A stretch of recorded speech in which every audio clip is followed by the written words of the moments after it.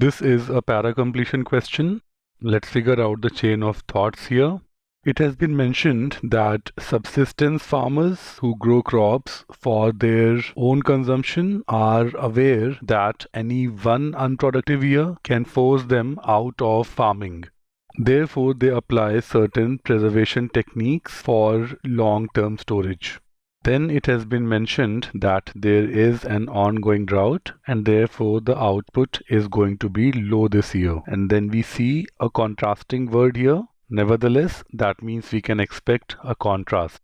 The farmers are not expected to move away from subsistence farming because what?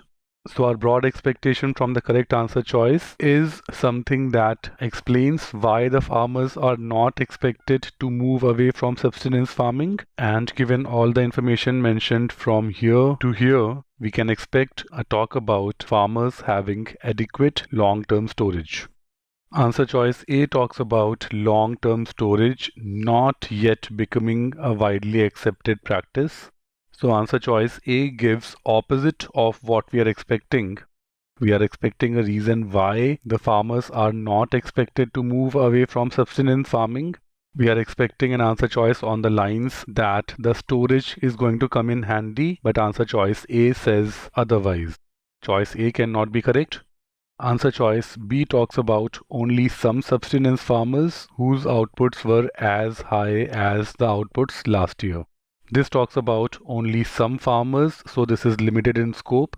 We are expecting something that explains why most subsistence farmers whose yield will be low this year are not expected to move away from subsistence farming.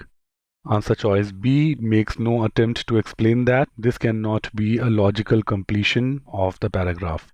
Whether the number of subsistence farmers overall has remained steady is just additional detail that has no bearing on the argument.